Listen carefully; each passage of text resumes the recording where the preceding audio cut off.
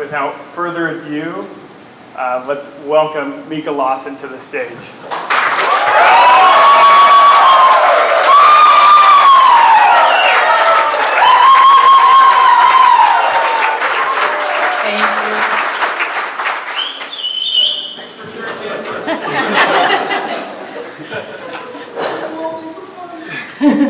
So let's get started here, and I want to hear about your background, what it was like for you growing up and your family. Give me some context to who you are. Okay. I'm the oldest of three. I have a little sister, she's in the audience, and her and I are 14 months apart, so there's lots of competition growing up. When I was 16, I had a little brother that was born, but he's kind of like my son. So as the oldest, I'm the nurturer and the responsible one, and I like to do stuff for people, even if they don't want me to, like my sister would tell you. So I grew up, I was born in Haiti, and moved here when we were little, moved to New York, not Utah. Moved to upstate New York, so I grew up near West Point, where the military academy is. All right. Went to school there all my life. When I was, I'm a convert to the LDS Church. Okay. Joined the church when we were little, my mom did. And when it was time, in high school, I love school. I'm an eternal student, I like to learn. And when I was probably in 8th grade, ninth grade. So the first week of 9th grade, I decided that I did not want to spend 4 years in high school. Did not like that very much. So I met with I told my mom, so probably an important part of my personality. And my mom says it's my greatest strength, but also my greatest weakness. I'm very obsessive. So once I think of something, that is all I can do. And so I went up to her and said, Mom, I want to do high school in 3 years. And she said, Mika, it's the first week of school. Just enjoy it. So I met with my guidance counselor and I said, how do I do this in 3 years?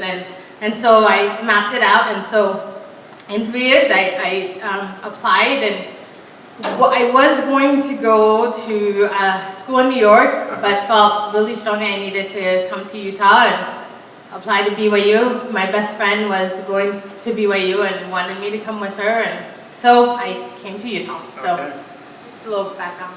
Okay, so you got to Utah, and when you were growing up, did you have any entrepreneurial type experiences? Absolutely. So when I was, I love to cook, and I started cooking. My mom got me my first cooking set when I was 5, and it wasn't a plate cooking set. It was just miniature pans and cookware, and I love to cook. And so until my grandfather was an entrepreneur. He had several businesses in Haiti. I loved him, very close to him. So when we would go visit him, until I was 10. So we'd go visit him, and then at about 5 years old, I would spend the summers with him and bring my cooking set. And he had a brick factory. They made bricks for buildings and to build buildings. And I decided that I wanted to cook and feed the workers. Okay. And so I went to Grandpa and I said, this is what I want to do. And he laughed. He said, okay. And I said to him, I need money to buy rice and food and chicken to make a meal.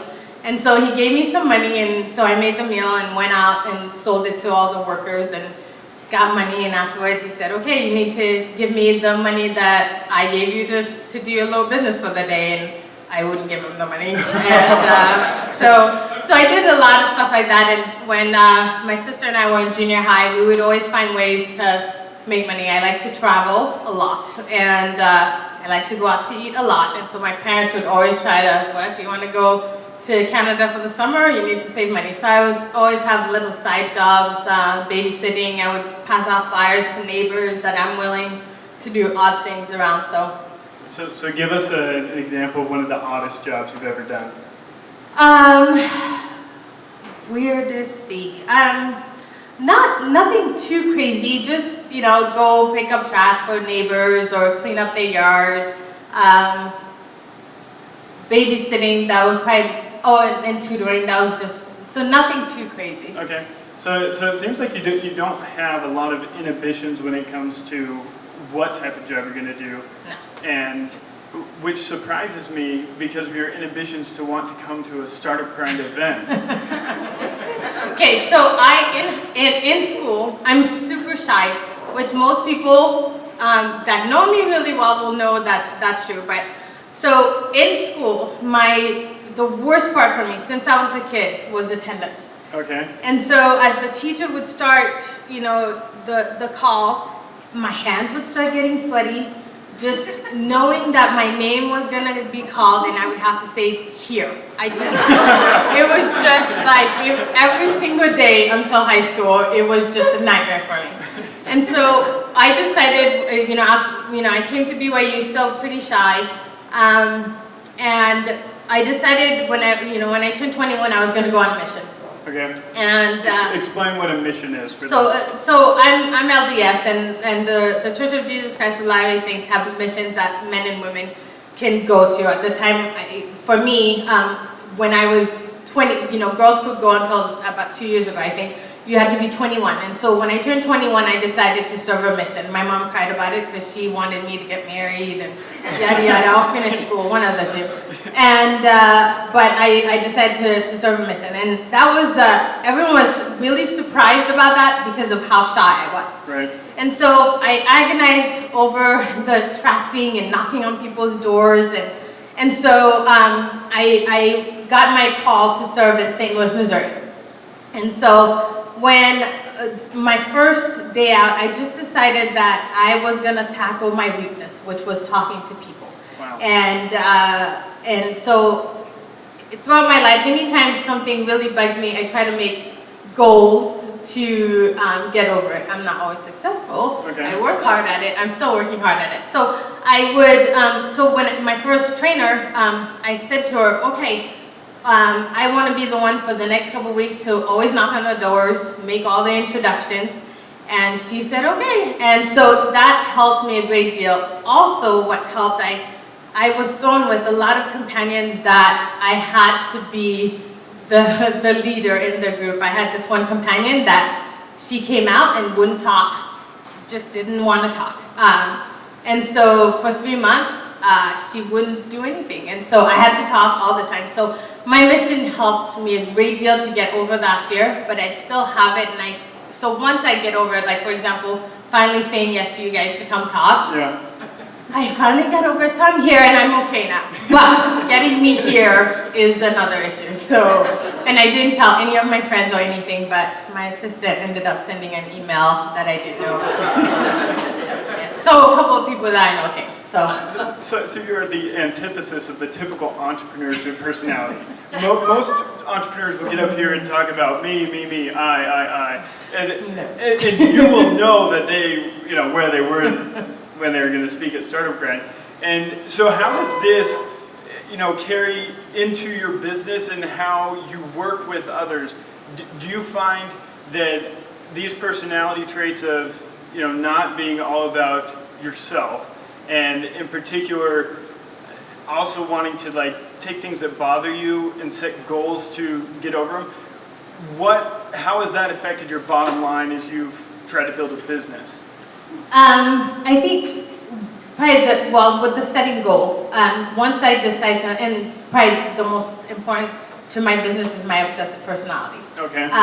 So once I decide something, I do it right away. So especially if I get excited and passionate about it, and it can be 2 o'clock in the morning, I'll be emailing people, I just got this thought and I want this, or I'll text them. And so when I hire someone, I always tell them, don't mind the 2 o'clock texts, or because once I get it, I just have to get it out and do it. Okay. In terms of not wanting to, I think with starting Mikarose, it was never about, I want to have a business, I want to be a business owner. It's always been, I see a need. So I saw a need, I saw a niche that wasn't being filled. Yeah. And I decided, you know what, I think, my husband, who, he is, he's the youngest of 10, so that'll help explain a little bit about his personality. And I'm the oldest, so I'm mature, he thinks he's mature. And so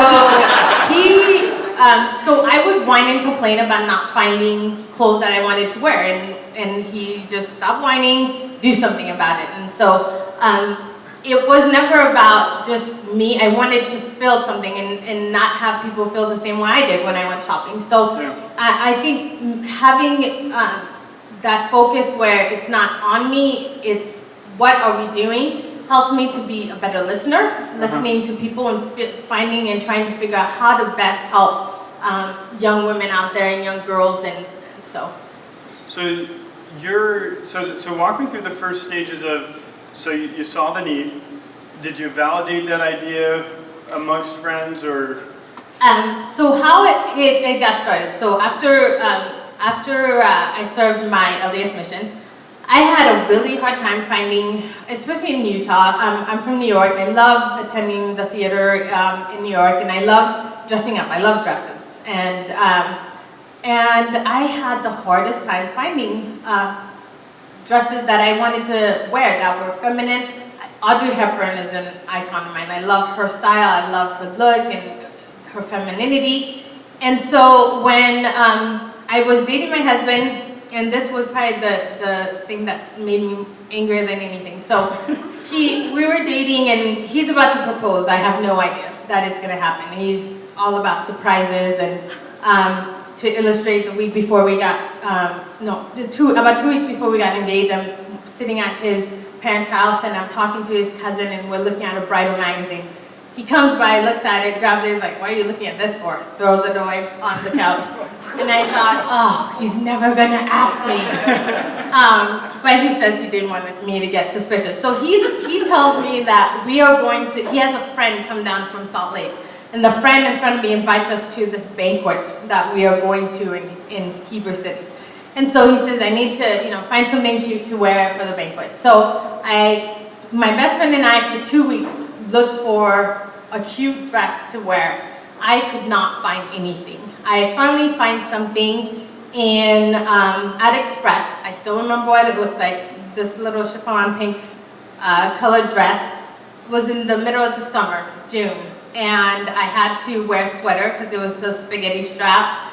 And it was barely long enough. Okay. So that night he proposes, and later he tells me how much he hated the dress, and I was so mad. Like, I spent so much time, and that was the best I could do. And so then when we got married, I just kept going, this is ridiculous. There has to be something done. And so I graduated from BYU in research and statistics. So I'm not naturally artistic. So fashion designer would not be what I was known for at school or anything like that. So, but the thing that my degree taught me, and I learned at BYU, was how to learn. Okay. And so that obsessiveness, that passion that I have falls into that I saw a need, and I have no idea about clothes construction, clothes design, but I think I can do it. And so I call up FIT, the New York Fashion Institute, and I talk to a professor, and I say, I want to do this. I just need to know what books I need to buy. And so they send me a couple of book lists, and I order them. And for about a year, I just studied fashion merchandising, fashion design, fashion fabrics, and then I go to my husband and I said, Brad, I think I can do this. I think we'll need $10,000 and it'll be good. So $50,000+ later, we launched the company. So. Okay, so I'm fascinated by this period where you took these books and studied. Walk me through a typical day during this time period. Okay. How did you discipline yourself? So I was working at a sales company, and I was pregnant too at the time with our first child. So I would wake up a little bit earlier than before I had to go to work, and spend so I'd probably wake up around like 5 o'clock in the morning and read for an hour or two. then I would go to work on lunch breaks. I didn't take a lunch break. I would just have a snack at my desk, and I would just continue to read. Then again, very obsessive personality. Then I would go home and read some more and, look up online. One of the first things I did once I got the idea is I had known a local owner of a modest clothing company that shall remain unnamed. Okay. And so I thought her and I were friends and just loved her and we were great friends. So I went up to her and I got the idea. I want to do a modest clothing line for women that is fun, fashionable, not pioneerish looking, and just be really classy and feminine. So I was so excited. And I think I got the idea at like 11 o'clock at night. I needed to talk to her, so I couldn't sleep all night. I'm so excited to go talk to her and just get all the wisdom she has. She's been doing this for years, and she's gonna tell me all these things. So I call her up and say, "Can I meet with you?" And she said, "Yes, of course." And so I go up to her and I tell her my idea. I'm super excited. And she looks at me and I said, "Can you help me? Can you tell me how to do it? How do I, buy fabric and stuff like that?" And she looks at me and she says, "No." And I was like, "What? No? What do you mean no?" And she said, "I can't help you." And I said, "Why not?" And she said, "Because, no," I said, "Why not? Because I'm not doing what you're doing. You're doing a completely different thing." And her answer is, "Well, what if I decide to do what you're doing in a year or a couple of years, then you'll be competition." And I said, "Really? But you're not." And so she wouldn't help me. And my mother-in-law had another modest clothing neighbor that had another company, and she went and asked her if she could help me. Same answer, no. Wow. And so I was so frustrated, and so I realized that if I wanted to do it, I just had to do it and learn from the mistakes along the way. So I just continued to study. Then I started making trips to Los Angeles and Las Vegas, go to trade shows and fashion shows and watched about that. And so then I decided, after studying for, I would say about 9 months to a year, and I told my husband, "Okay, let's do 3 styles." And Brad is extremely technical, so he's very, engineering, computer literate. So he said, I begged him to build a website, and he did, and decided to produce, found someone in Helper, Utah, that was willing to sew the clothes for me. And went to LA and bought some fabric and started with 3 styles. Out of the 3, 2 were a success, 1 was a complete flop. Learned from that and just slowly learned each season. So you said that you thought it would cost you $10,000. Correct, no. So talk about that discovery process of, Okay. when did you first run out of money, and then what did you do? Okay, so from the books I was reading, it said, this is how you pick, your fabric is going to cost, you put in the cost of the fabric, then you find how much it's going to cost to sew it and stuff. And so I said, okay, I want to do 3 styles. I'm going to do 300 pieces of each style. And so that would equal this much, and, multiplied and got a figure and said $10,000. That's what it said. So what I didn't count is, transportation to get fabric back. I think a lot of entrepreneurs make those mistakes, especially when you don't know what you're doing. Right. You don't think of, I need someone to do a pattern. That's an extra money and cost, and I need, the fabric might get screwed up, or they might, cut it incorrectly, and zipper issues. So all of those things. And so the $10,000, how we got it, because, we had just been married a year. I graduated the year before from BYU, and my husband was still at school. And so we took out money from our credit cards, and then we had purchased our vehicles with cash before we got married, and so we took out a loan on those. And each, through the process, I would go to my husband and said, okay, So the fabric isn't enough, I need another 2,000, and it just slowly added and added. And the first time we ran out of money, we went to his mom and dad and got a loan. So they helped us there. And as we grew, so one of the with our industry, fashion, going to a bank and saying to them, okay, I have, I'm working on my fall line. This is what's gonna come out. And so this is what I want to do. I need a loan. First question they say, how do you know that it's going to be a popular style? And I explain research, this and that. And they have, unless it's a concrete product, technology, they love technology companies. So, but fashion companies, way too risky. So for the first 2 years, I can't even think of how many banks said no. Like, we had great credit, it didn't matter. It didn't matter our credit. It was just way too risky for them to lend us money. And so my husband was really good at begging for money from his parents. And then my parents gave us money to maintain our life.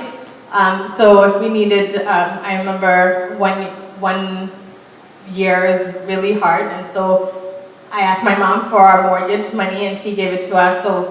So his mom and dad were the business money, and my parents were my mom's more sensitive for me. So she could care less of, but my living, she'd be like, okay, what do you need? And so we just, for the first couple of years, it was really rough. Like trying to find creative ways, getting super high interest loans from family members, right. Super high interest loans. That we would go to a bank every year to try to get, what was interesting, as our company grew, every year we've doubled our sales, every single year, and the bank still wouldn't let us money. And then it was a matter of, well, why would you get this, $20,000 loan for 30%? Well, you guys wouldn't lend it to us for 12, and so we had to go to his brother, that's a loan shark, that to get the money. So that was money was really hard. So you must have this incredible ability to manage stress. Yeah. So as my friend would tell you, I don't sleep much when I'm stressed, and hair might fall out a little bit. So, but I try to, both Brad and I, and my husband Brad he's my partner, and so him and I are really good at stressing about different things. He doesn't tell me the money stress because it'll stress me out more. He can handle that, and I don't tell him about the other stuff. So we just kind of balance the things that I can handle and the things he can handle. But you have to. If you're an entrepreneur, you have to find a way to handle stress. One year we sold, there was a dress that I made and I had it printed. It was a black and white paisley print. And after we launched it, I get a call I get an email from a customer. I just washed this dress and it's completely faded. And then I got another one, and then it just got worse. And the people that we had print the fabric decided to go with a cheaper dye than what we had asked, and it didn't look like the sample that we got. And so that was a horrible day that I had to find out who bought the dress and try to get them back, but yes. Wow. So lots of stressful experiences. So you have to learn to find a way to let go of that. So finding a way to let go of that stress is one aspect. The other aspect is, how do you wake up the next day and say, yeah, I still want to do this? There are days that I didn't. Okay. I did want to do this. I would say the first 3 years of the business was really hard. We thought we were in so much debt. If it didn't work out, we would have lost everything. We had put a second mortgage on our house. We had a child by then, and they're expensive. And we just, and my husband, for many a conversation, says, let's just be done. let's just be done. And, but I didn't feel like it was time to let go. And we had this one specific experience I'll share with you. So we're about 2 years in, and I've gotten the line in maybe 5 or 6 stores around the Wasatch area. And and we're online as well. And I get a call, an email from this lady saying how much she loves the line. She bought 2 dresses and she just absolutely loves it, and was interested in partnering up. And Brad and I, as husband and wife, we have a hard time with our partnership business-wise, so adding other partners to it, not a good idea. But, and I told her we were interested in having a partner, and she responded, would you be interested in selling it? Wow. And Brad's like, yes, we will. Well, definitely, he just wanted to get rid of it. And so we met with her and her husband, and they told us, what they were interested in doing, and made an offer. And the offer would just cover the debt that we were in, but wouldn't give us anything for the work that we didn't pay ourselves at all at the beginning. And so it wouldn't give us anything, just get rid of the debt. And so I thought about it for a couple of days, and just the feeling that I got was just wait, wait, and tell them no. And so Brad had the same sense of same idea. He wasn't happy that he had the same feeling, but he said, okay, we'll just tell him no. So we met again with them, and we told them we didn't feel like it was the right time for us to sell. And so, we're still, I think we had over maybe $100,000+ of debt. And so 2 weeks later, I get a phone call, and it's Costco corporate calling me. And I was super shocked because we had approached Costco, and they said, we're looking at your line of clothing, and we're interested in bringing it into Costco. Just about died. And I said, and they asked me if I would come in and meet with them, and asked me, and I asked him, how did you find us? And he said, well, some wife of a manager found the dress at a local shop, and then asked her husband to bring it to corporate, and then the corporate saw it and said, yeah, this would be a good thing. And so I go and I meet with him, and I'm sitting in his office, this manager, and as he's sitting there, I look behind him, and I see a picture of a young man behind him, and it's a picture of someone I know. And it's a young man that I served my mission, my LDS mission in St. Louis with. And his dad said, you know my son? And I said, yeah, I served with Elder Warner. And he immediately gets on his phone and calls Ryan and has me talk to him, and we have a few minutes, we talk and catch up a little bit. And the neat thing about that experience, and why I share that, is as an entrepreneur, you never know where your connection's going to be. I think had I not known him, because I knew this kid, his son, and he had an opportunity to ask him, who's Mika? What is she like? And he was able to share with him how, I'm a hard worker. I was super motivated on my mission. And these were some of the things he shared with me. And as a result, he wanted to go to bat for me. He wanted to, the main buyer of Costco was this really, really old woman. And she didn't think that when the manager brought the idea of Mikarose, she thought it was way too young and it wouldn't do well. And for a year, this manager that I had met fought so hard, and that fight would not have, if I hadn't known his son, he would have just given up. He would have been like, oh, sorry, try another time. But he really fought for a whole year to get us into Costco, and that single experience, getting into Costco, was what made our business take off. So what does that feel like to have someone who's caught the vision of who you are and what business you're trying to build and have them go to bat for you like that. I think it's rare for that type of experience for someone to really buy in and sink, their teeth into where, they'll keep, as persistent as you are, his persistence. Oh, it was amazing. And that's the power of networking. That's the power of getting to know people.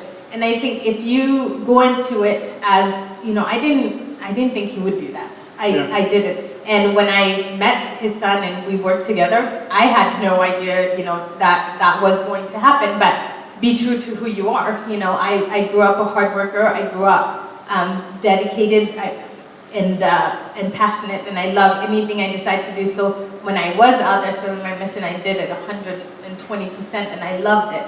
And so when I'm in school, I do it 100. So I think just finding your passion and letting people see that, because if they do catch on to it, they will. It is rare, but they will, and it does happen.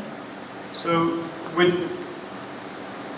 when you looked at your experience where you tried to find a dress and couldn't, I imagine for women and young women alike that there's sort of an emotional experience there where there's so much frustration and the world around them isn't validating their own ideals.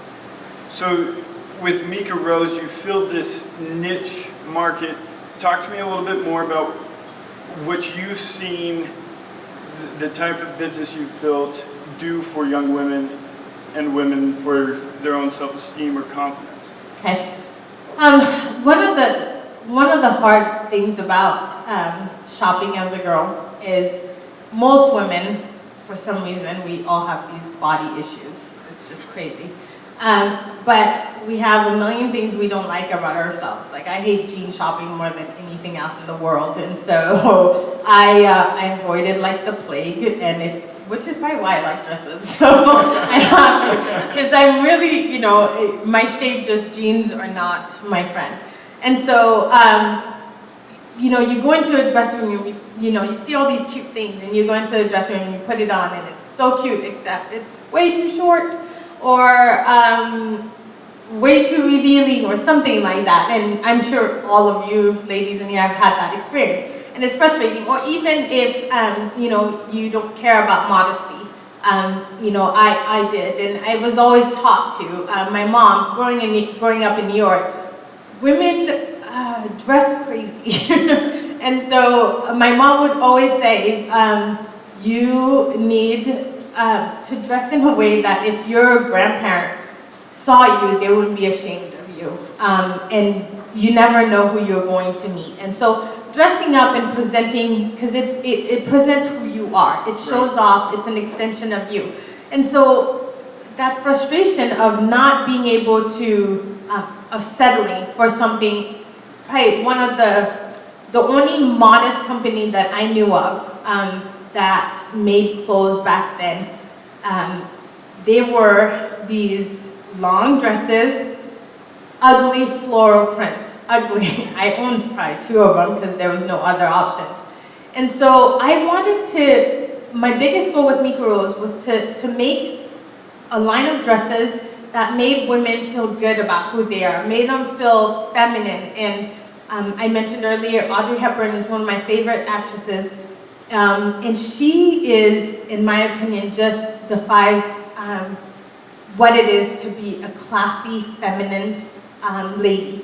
And she not only did that, in her films, but in her personal life as well. She did a lot of charity work, and she's just such a beautiful woman, and she always looked just absolutely fantastic.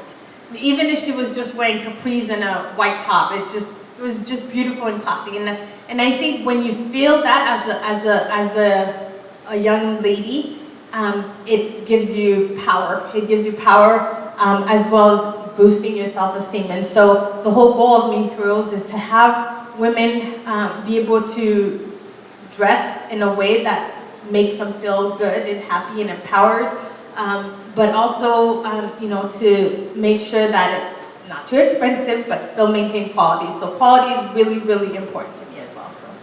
Okay, so one final question, then I'm gonna pass the mic around and you all can ask your questions for Mika.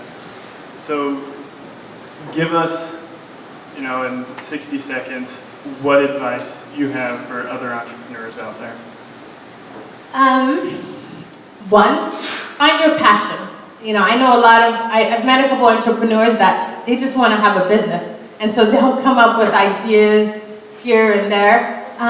Find something that you want to do. Like, it's not just, here's a business that I can start.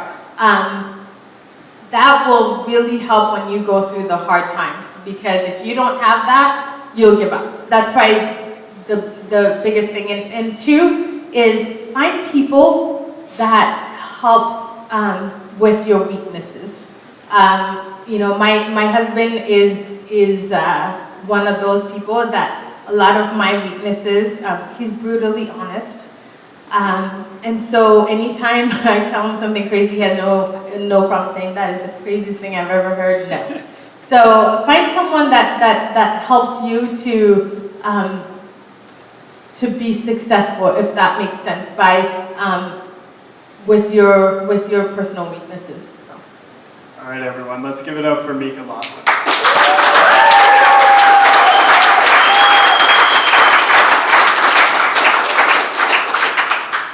All right, now I'll come around and hand you the mic if you like it. Who has a question?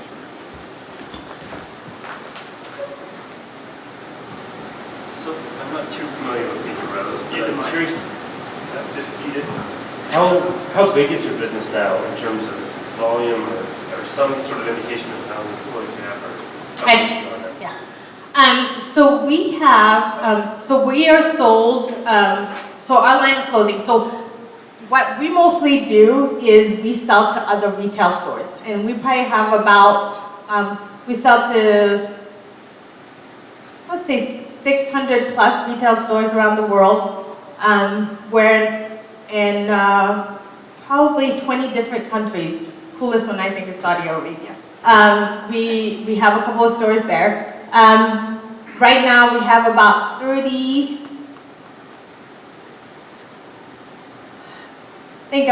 employees, 32, something like that. Yeah, does that help? Okay. You mentioned that you also do sell online. What's the balance between online and brick and mortar? There's a lot of talk, of course, modern companies just do it all online, but yet you've gone back to brick and mortar. I'd be interested in understanding that. Okay. Well, that's an interesting question because we did start out just doing it online. And one thing we found, we would constantly have women call us and say, hey, we're going to be in Orem. Can we stop by your warehouse because we want to try it on? And so my husband, I would say, okay, sure. What time are you going to be here? And of course, usually it's always after hours. And so I would wait at the warehouse, and either they would show up, and then we'd go back home, and I would get a phone call in the middle of dinner saying, hey, we're at the warehouse, and we're only going to be here tonight. We're flying to Minnesota. Can we please try on a dress? And so we'd leave and go back and open the warehouse for them to try on. And probably 2 years of this, and it was just annoying. And I said to Brad, I think we should try a store. And he's like, his first response, he's the money guy. So his first response, that's going to be expensive.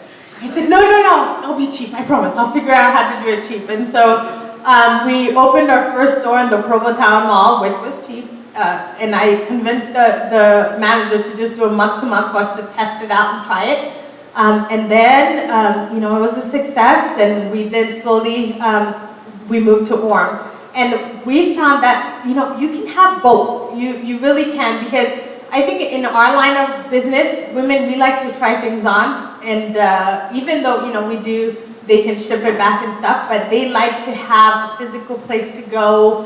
And so we opened that store, our store in Orem. But I would say 80% of my business is selling to other retailers. So we just have that one store. I don't plan, retail is really, really hard. And I don't plan on having any others. It just gets people out of the warehouse.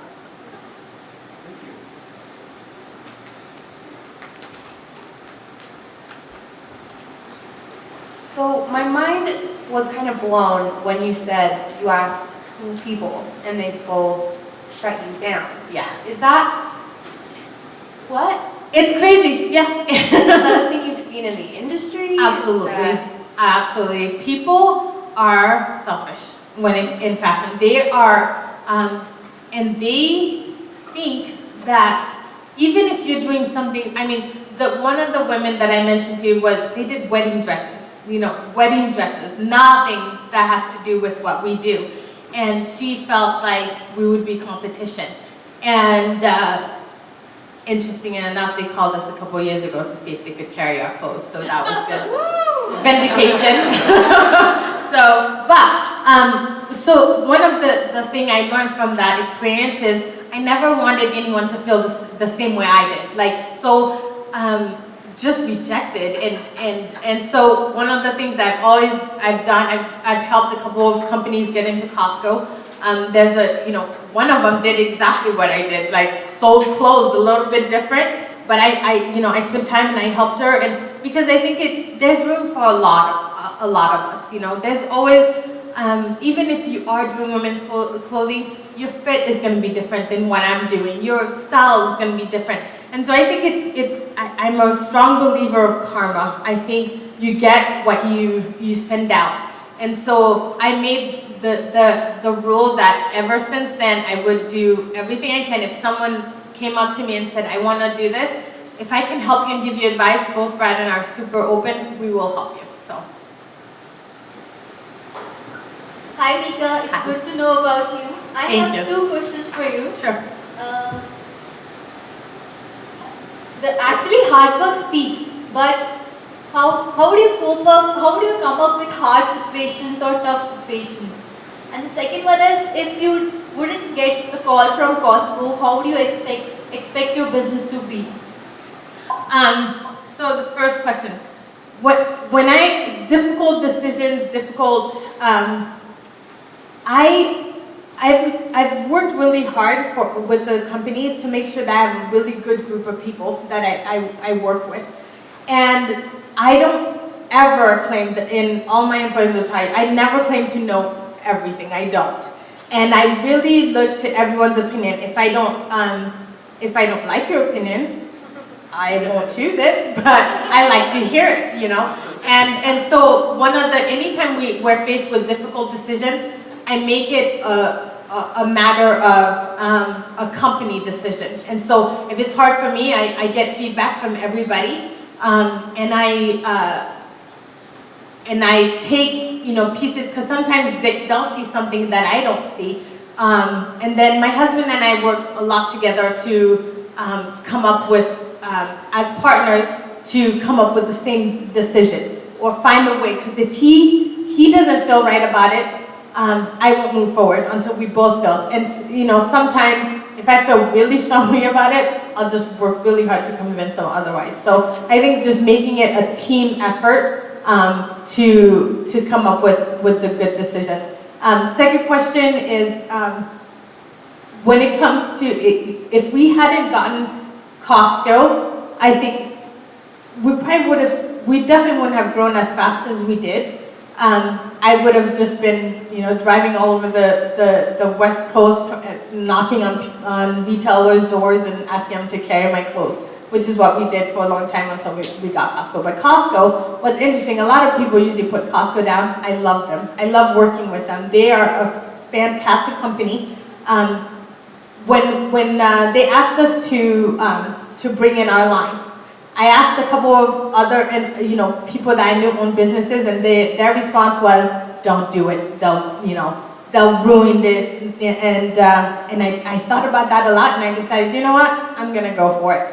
And interestingly enough, our retail ship grew because of Costco. So store owners that went into Costco, saw our line, would call us and say, "Hey, I went to Costco in California. I love what I saw. Can I carry your line?"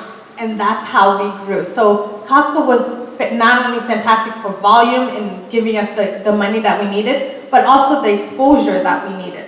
And they're just a great company to work with, and they pay on time, so that's really good too. We'll just do 1 or 2 more questions.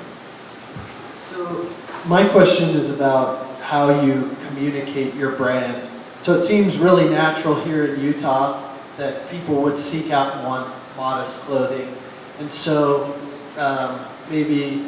so this is being naive or ignorant or something, that maybe there's a tremendous amount of people out there that would naturally attach to a modest clothing line as well.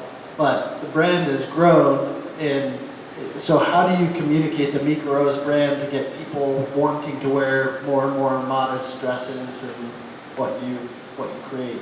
Great question. So when we first started going to trade shows, so around the country they do trade shows where retailers will go and see all the new things that designers are working on, put in orders. And so when we first started, we would put modest fashion. And in New York, they would look at that and say to us, "What's modest fashion? What does that mean?" And we would explain to it. So after that experience, we go with vintage inspired fashion. And there's a lot of people on the East Coast, West Coast and the South, most women like to wear things that cover. They don't know that, what it's called. And so we always get, when we're at these trade shows, "Wow, this is so refreshing. Oh, my grandma had this dress and I've been looking for a style just like that." So that vintage inspired is key for us, and that's where we sell a lot of, there's a lot of other conservative groups. We have a huge Jewish following on the East Coast, and in the Midwest, lots of Southerners, that Southern Baptists. So there's still, besides Utah, there's still a need for it. And then in Seattle, for example, what we go, they know us as is workwear, business attire. And so when we go to shows in Seattle, they're looking for things that they can wear business. So so what we've done, depending on where we're in the country, we changed our little taglines and how we approach. So knowing who you're selling to is very important. So. Hi, Mika. Hello, that's my sister. You know everything, don't ask questions. But this is a good thing to know. You mentioned about learning about different clothing and fabrics and industries, but can you also mention some other things that you had to learn, such as photography and other things along the way? Good, yeah. So when you're first starting out doing a business, you do it all, everything. So I always tell my employees, if they're complaining, there isn't anything you're doing that I haven't done, absolutely nothing. And so at the beginning, Brad and I were the photographers, we're the stylists, we were, the customer service, you name it. So Brad learned how to do photography. I learned accounting and QuickBooks and how to, work in Photoshop, Illustrator. You just have to learn it all. And I think that has helped me a great deal, knowing exactly what I want when I communicate that with different people I'm working with our employees.